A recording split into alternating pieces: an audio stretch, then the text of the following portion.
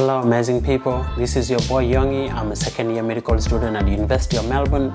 I just want to talk to you guys about the 5 mistakes that I made, and I believe this will be useful to the upcoming medical student, especially at the University of Melbourne.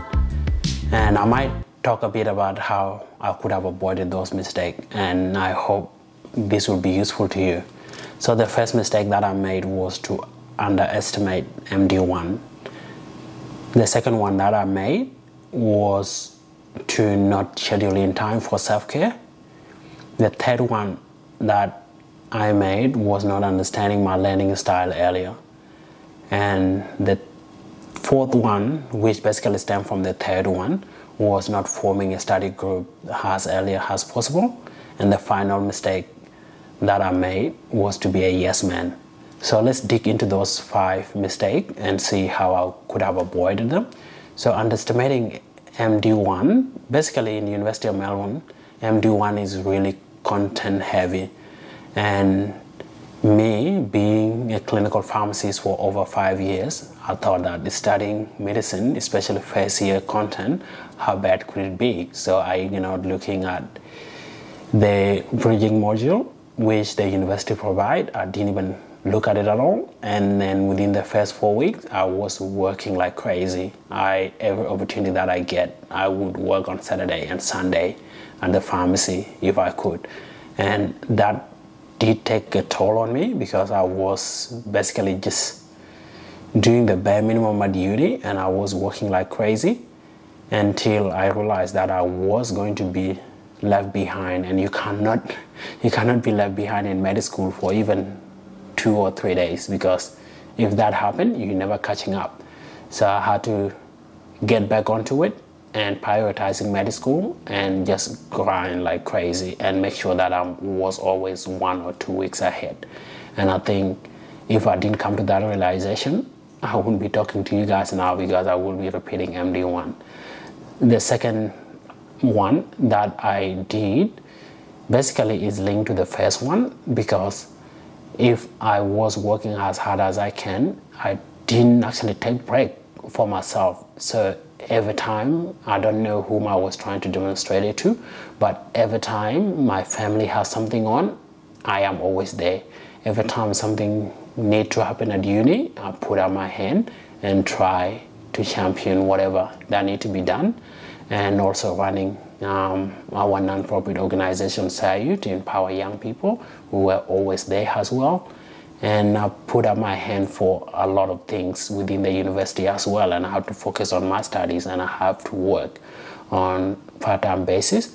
And I just realized that you need to take a bit of a break, and almost got burned out because I was doing so much. And once uni finished, we do have like intercession week. So those intercession week, I was working almost every single day, and we had midterm break, and during midterm break I was working like crazy, and then came back and then faced a lot of content, especially in anatomy, that I haven't done before. So I had to study like crazy. So there's a lot of amazing things that you can do while you're in med school, but if you're not taking care of yourself, what's the point? So that's the second mistake that I made.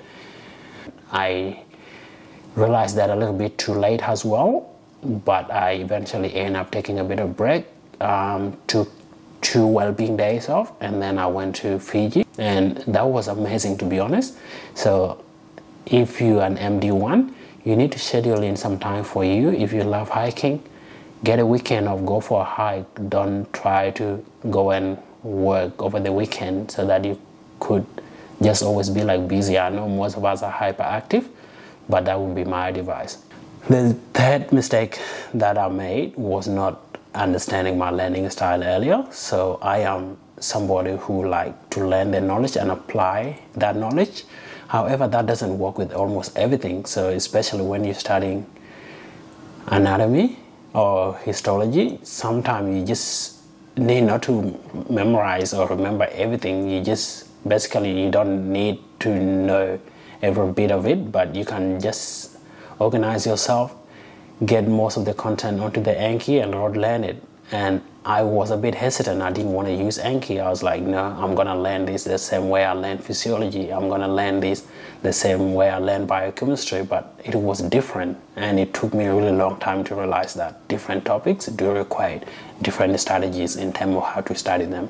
So if I were to do MD1 again, I would sit down, organize myself, write down the list of all the content that I need to, especially from the bridging module, the content that I have no background in, and then look at what resources I have, things such as Emboss, Anki, online EDMed, and also Osmosis, and NinjaNet, so many of them.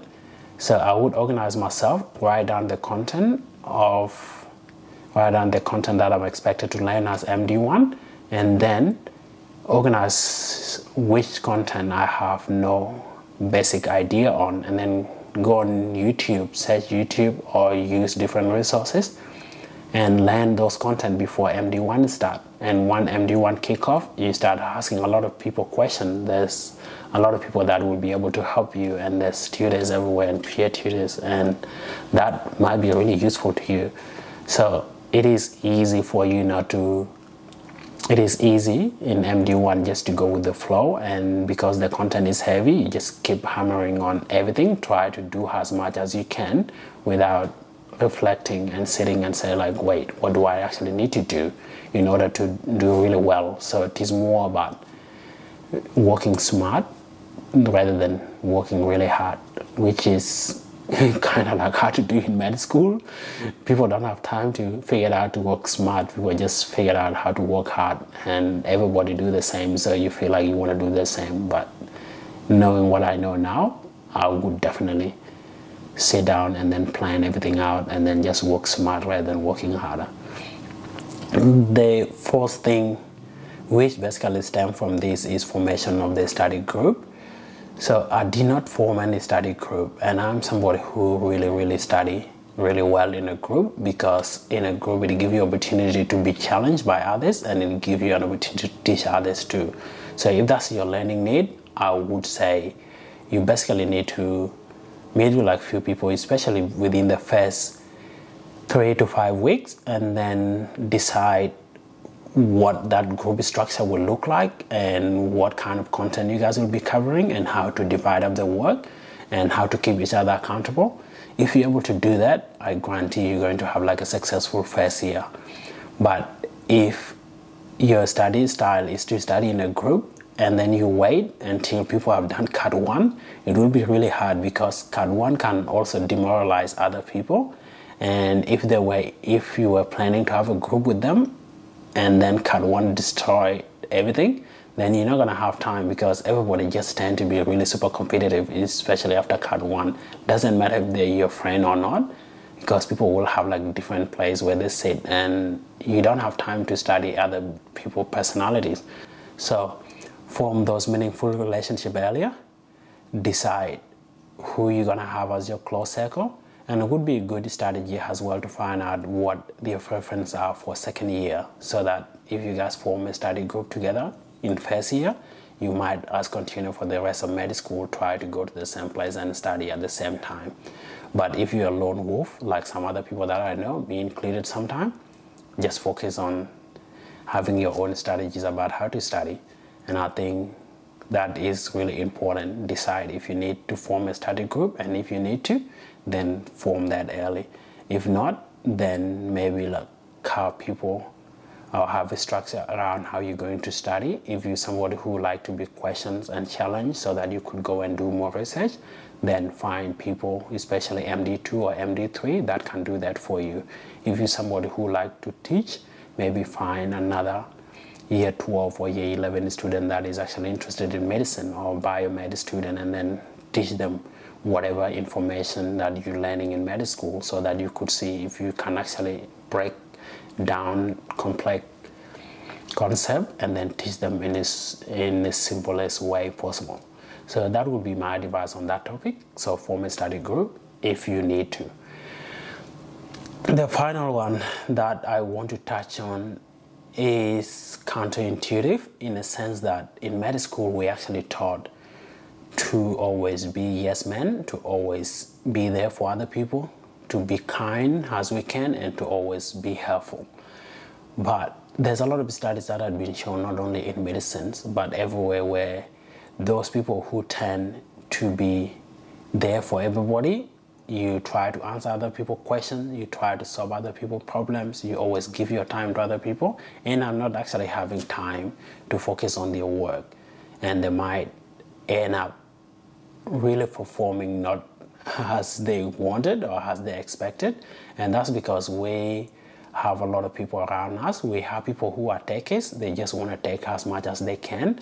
And we have people that always like match, so they reciprocate. So if you help them with something today, they help you with something tomorrow. We have people who are givers, they just give as much as they can, even if from a place of lack. So find out who you are again and see how you want to approach medical school. And for me, I realized that I lean toward the giving side, where it doesn't matter if somebody has me from pharmaceutical question, I'm going to help them with the pharmacology and spend a bit of time explaining so that they understand. But it doesn't matter.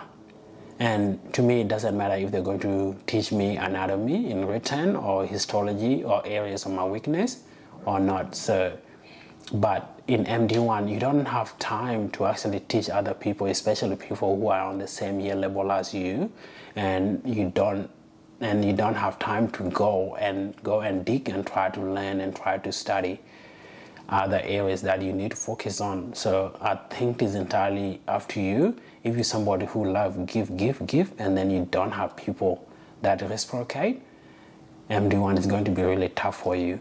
So it sounds complicated, and I'm not saying don't be a giver. I'm just saying find out within your circle, who do you have? Find people who can at least match or reciprocate. So when you teach them something, if you teach them anatomy, they will be able to teach you histology if that's their area of strength. But don't be there for every single person. Try to help everybody out when you haven't actually sorted your stuff out. So I might just leave it at that.